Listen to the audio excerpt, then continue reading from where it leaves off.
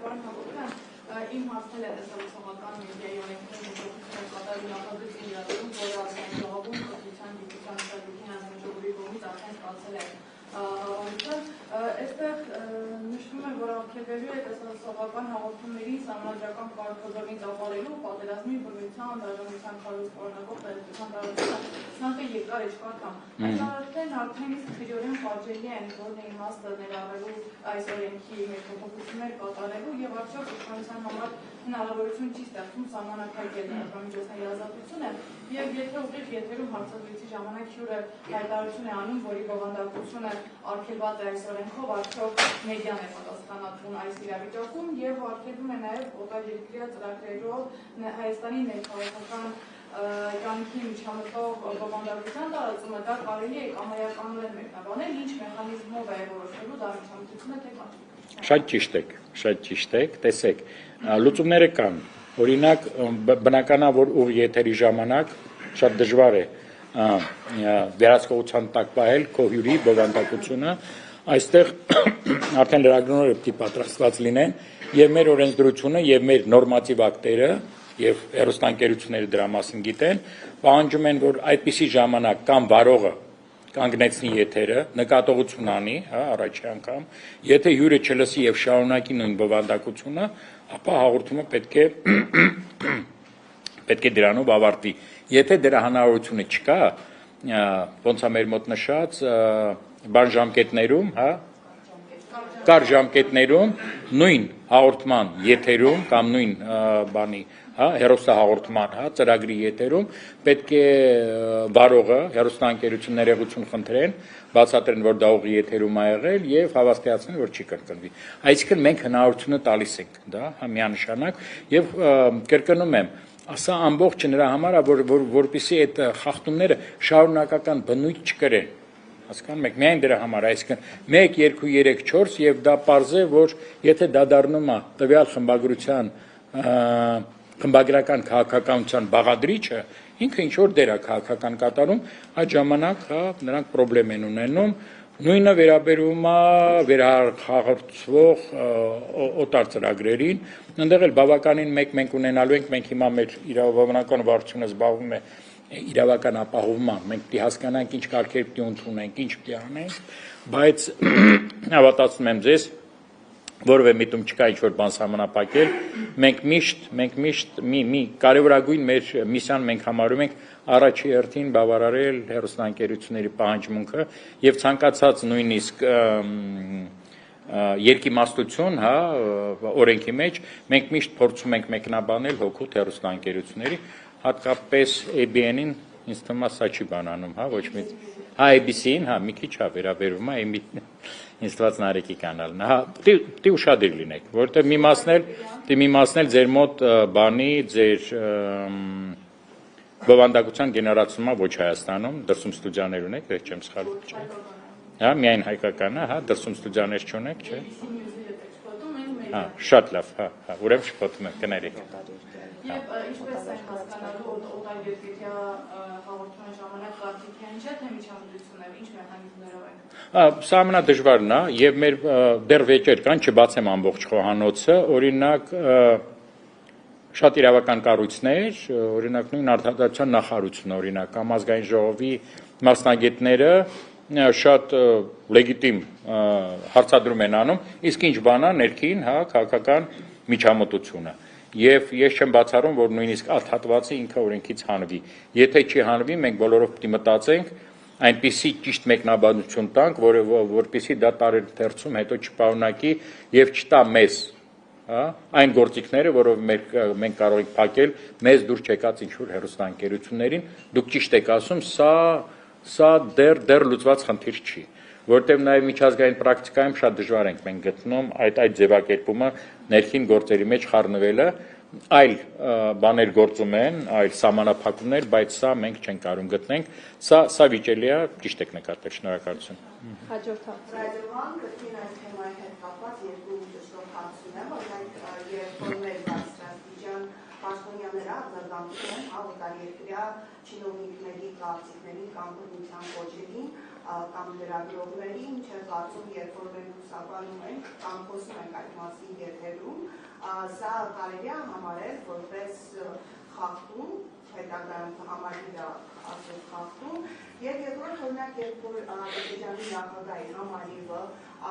տալիս է ասելիքներ եւ հնչեցնում այ հարց, որ դա ժամանակը երբ կմտնենք Երևան կամ խոսում արևմտյան Ադրբեջանի հետ կապած, եւ մենք լրատվամիջոցներից դա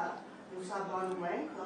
դա համարվում է խախտում համալիրի հետագայում։ Այսինքն մասնագիտական հարցեր եք տալ, ես պատրաստ եմ, բայց տեսեք, զուտ տրամաբանությամբ եւ մեր նախադեպերով։ Եթե դուք ընդհանրապես որպես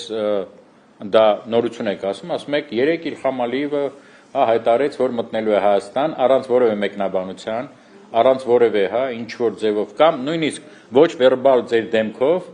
այսինքն նույնիսկ ժպիտով, որ դուք դրա հետ համաձայն եք, տեսական բաներ եմ ասում, բնականաբար դա խախտում կարելի է դիտել, հա, բայց ավելի շատ էթիկական նորմերի։ Եթե դուք այդ ինֆորմացիան տալիս եք, որպեսզի ինչ որ ձևով նվազեցնեք դրա ազդեցությունը, հերկեք, դժգոհություն համարեք, խոսեք Արևմտյան Ադրբեջանի սին լինելու մասին, այդ ընդհանրապես քաղաքականության, ամեն ինչը օքեյ է, հա։ Եթե ոչ, այնտեղ կասկածներ առաջացնում, ինչի եք դուք, հա, Հայաստանում տարածում ադրբեջանական նարատիվները, բայց սա ոնց են ռուսները ասում, շտուչնի տավար, սա այն բանն է, որը միանգամից ամեն ինչին մենք չենք կարա ինչ որ բնորոշում տալ կամ գնահատական, ես կարծում եմ դուք բոլորդ հա պրոֆեսիոնալ մարդիկ եք եւ այդ տարբերությունը ինքներդ շատ լավ պիտի զգաք։ Առաջինը երբ որ մեր բարձրաստիճան պաշտոնյաները անդրադարձ են կատարում այդ բնության կոչերին, այսինքն մեկնաբանում են կամ պատասխանում են, մենք բնականաբար նայեք դիտակ նայեք մենք պետք է հնչենք իհարկե ես ազգային ժողովում էլ այդ հարցը տվեցին, շատ զարմանալի կլիներ, եթե դուք մի բանը քննադատելով դրա սկզբնախյուրը չտայեք, հա,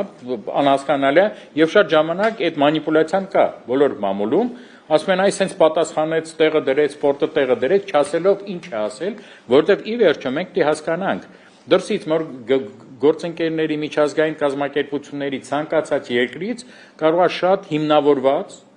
այսօր սիրում են ասել լեգիտիմ ինչ որ հարցադրում լինի կամ քննադատություն։ Մենք դրանից չպիտի վախենանք։ Եթե դու այստեղ մի սխալ բան ես անում օրենսդրության հետ, կամ ինչ որ երկրի ապրանք ես արգելում, կամ այստեղ ինչ որ երկրի զբոսաշրջիկներին ինչ որ բանով նեղացնում ես, չէ, պայմանական բաներ եմ ասում։ Տասնյակ առիթներ կարան լինեն, որ ինչ որ երկիր, ինչ որ կազմակերպություն, ինչ որ անցքաղաքական գործիչ կարող է մեզ քննադատել։ Մենք այդտեղ որևէ խնդիր դուք տեսնում եք, մենք չենք տեսնում եւ որևէ անգամ չի եղել, որ մենք ինչ որ կոշտ դրա համար արձագանքենք։ Բայց այդ սաղ էթիկայի ձեր խմբագրական քաղաքականության տիրույթում է, մենք եթե նկատել եք, մենք փորձում ենք տենց բաների մեջ չխառնվել, եթե խնդիր ենք տեսնում, մեր մոտ մշտական աշխատանք է գնում բոլորի հետ, երբ որ խնդիր կա, մեզ զանգում են, հարցնում են, մերոնք են զանգում պրոֆիլակտիկ, ասում են, գիտեք, այս բանը ոնց որ թե սխալ է արվում եւ այլն։ Այսինքն հերարձակողների հետ մեր կարգավորման տակ գտնվող ամենօրյա աշխատանք է արվում, որպեսզի այսպիսի բաները դուրս գան, որտեղ ամեն հարցին շատ դժվար է միանգամից պատասխանել։ Այսպես երևի։ Ազատություն ռադիոկայանում պարոն Հակոբյան հիմարցնել է տեսալուսողական մեդիայի մասին փոփոխությունների նախաձեռնություններ ավելում, աշտարակներով, որ տարին ընդրական է պարոն Հակոբյան, դուք անձամբ ձեր կարծիքն եմ իմանալ, հա, մտավախություն չեք ունեցել, որ այն կարող է մահար դառնալ լրատվամիջոցների գլխին, օրինակ դուք ինչպես եք որոշելու, որ մի ծրագրով սահմանադրական կարգը տապալելու քոչ է հնչել, եթե այդ հարցը քրեական օրենսգիրքով է կարգավորվում եւ 3 դատական մարմին պիտի անցնի, պարոն Հակոբյան, որպեսզի որոշվի սահմանադրական կարգը տապալելու քոչ հնչել է, թե ոչ։ Նախագիծը եթե այդպես փող ընդունվի, չեք կարծում, որ հետագայում սահմանադրականության հարց կարող է առաջանալ, եթե որոշումները ձեզ թողնվեն, հա։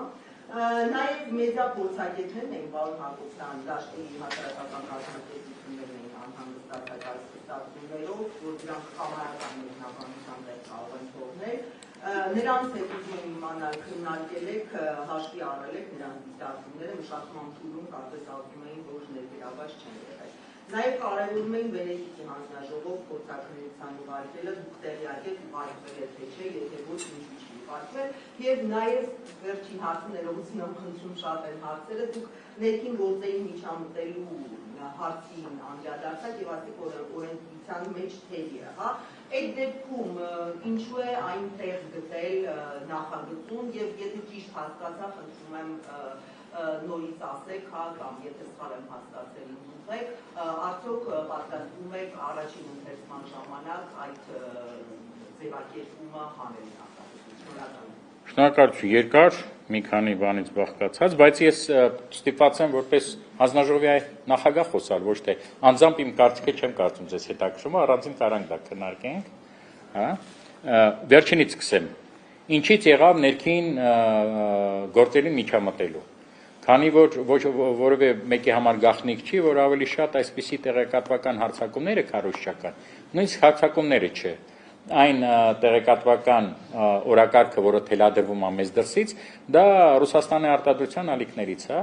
Ինչի, որտեվ ռուսերեն ստեղ բոլորը խոսում են, որտեվ Ռուսաստանը համարում է, որ մենք շատ մոտ ենք, իրավունք ունի մեկ մեր վրա թափ տալ եւ այլն եւ այլն։ Պատճառների մասին չխոսա։ Եվ այն միջկառավարական պայմանագիրը, որը կնքվել էր Հայաստանի եւ Ռուսաստանի միջև, մեջը այդ տողը կա։ Այսինքն բացառվում է, այսինքն Ռուսաստանը ընդունել է այդ նորմը, որ մենք պետք է ամեն ինչ անենք, որպեսզի մեր հեռարձակողները ռուսաստանյանները ստեղ մեր Ռուսաստանում հեռարձակող չմիջամտեն ներքին գործերին, այսինքն դա արգելված արարք է։ Եվ այդ նորմը մենք առաջարկեցինք մտցնել մեր օրենսդրության մեջ։ Բայց պարզվեց, որ մեր իշխանությունները շատ ավելի բան են, հա, սկզբունքային են, եւ այդ նորմը, որը մեզ պետք է օգներ, նրանք կասկածի տակ են դնում, որտեվ մի բան է միջկառավարական պայմանագրում ինչ որ նորմը լինի, այլ բան է դա իմպլեմենտացնես բանի մեջ, օրենսդրության մեջ, դրա համար դա բաներ է առաջացնում, կասկածներ, բայց նորից եմ կրկնում, նախադեպը միջկառավարական պայմանագիրն է, որ այն ժամանակ մի քիչ արագ կազմվեց եւ մեջը բավականին թերություններ կան,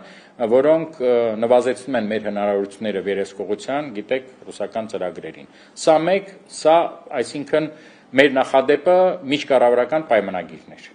Մենք այդտեղից ենք այդ նորմը վերցրել։ Հնարավոր է դուրս գա, մենք չգիտենք դեռ, հա, դրա համար թող ընդունվի, նոր կիմանանք, եթե մնա, այսինքն դրան մենք դիփորձենք լուրջ սահմանում տալ, ձևակերպում տալ, որ իսկապես չհրաշայինք, որտեղ այս հարցին պատասխանեցի, ցանկացած դրսից քննադատություն, վտանգ կա, որ մենք ընդունենք որպես միջամտություն, մենք ընդունում ենք։ Եվ ընդհանրապես, եթե ձեր հարցին պատասխանեմ, վտանգները ամենտեղ են։ Օրենք ընդունենք, վտանգներ կան կամ չկան։ Հակոբյանը լինի, Պողոսյանը, թե Պետրոսյանը, վտանգները միշտ կան։ Վտանգները մեր, հա, համերաշխության, մեր ընդհանուր տեսլականի, մեր ազնվության, չգիտեմ, հազար մի բան բարեխոսություն չանեմ, դա է գրավականը, ոչ թե օրենքում սահմանված նորմը, որտեղ ցանկացած նորմ կարելի է մեկնաբանել այն ինչպես որ մենք ուզում ենք։ Այդ առումով սահմանադրական կարգը տապալելու խնդիրը ինքը այո քրեականացված է, բայց մեր մոտ հիմա ինչ կա, մենք նույնիսկ եթե քրեական գործ հարուցվի, չէ՞ պետք է քրեական գործ հարուցվի, դատական աջաններով պիտի անցնի, ճիշտ է, չէ՞, եւ նոր որոշումը ընդունվի։ Ինչքան է դա տևում։ Հարգելի տիկին Աստղիկ։ Լավագույն դեպքում տարի։ Այսինքն մենք մի տարի թույլ ենք տալի պայմանական, չգիտեմ, ինչ որ, չգիտեմ ինչ նյուս, հա, Կորեա նյուս, հեռուստածրագին, որը մեր ցանցային օպերատորների մեջ է, մենք թույլ ենք տալի 1 տարի, ինքը ինչ ուզենա Հայաստանի մասին ասի։ Պատկերացնում եք դա։ Հանձնաժողովը կամ դուք ինչպես եք որոշելու, որ դա ելնելով այն սահմաններից, որոնք կան քրեական բանում, օրենսգրքում, որոնք կան այն նորմատիվ փաստաթղթերում, այլ ձև մենք չունենք։ Բայց դուք իրավական մարմին չեք։ Մենք իրավական մարմին չենք, մենք գնահատական չենք տալի այն մարդուն, որը դա ասել է։ Քրեական պատիժը ի վերջո հեռուստաընկերությանը չի, չէ, այն մարդուն, որը այդ կոչը արել է։ Մենք արգելում ենք հեռուստաընկերություններին այդ կոչերը տրանսլյացիա անել։ Եվ ինչ ենք մենք կոչում անկախ սահմանադրական մարմին, եւ եթե դուք մեր օրենքը եւ բաները նայեք, մենք շատ իրավունքներ ունենք, որը մեր իրավունքն է եւ չի կարգավորվում դատարանի կողմից։ Սա է խնդիրը, հա։ Վտանգներ կան, բայց մյուս վտանգները մենք կարծում ենք շատ ավելի մեծ են։ Եվ եթե դուք ուսումնասիրեք էլի Եվրոպան եմ ասում, որտեղ մենք գտնում ենք, որ ամենալիբերալ օրենսդրությունն է այնտեղ, դուք տեսեք դեմոկրատիայի բնորան Բրիտանիայում Ofcom-ը իրանց կարգավորող մարմինը ինչ է անում։ Թուրը բռնած մի օրվա մեջ կարող է 200 հատ արտերկրի հաղորդում փակի միայն նրա համար, որ նրանք չգիտեմ բան են անում, էլի, հա։ նրանք ներեզդակություն են քարոզչական նպատակներով են։ Քարոզչական նպատակը ընդհանրապես ավելի ծավալուն եւ անհասկանալի է, քան ներքաղաքական բանի մեջ կամ սահմանադրական կարգը տապալելը։ Այսինքն մենք պետք է հասկանանք, որ ներողություն էլի նույն բանը պետք է ասեմ 42-րդ հոդվածը, որ խոսքի ազատությունը սահմանափակվում է եթե այդ եթեներն քո երկրի անվտանգությունը, սա, ապա մենք այն լիազոր մարմիններից ենք, որոնք լիազորված են շատ արագ որոշում ընդունել։ Շատ արագ որոշումը չի նշանակում միշտ ճիշտ որոշում, բայց եթե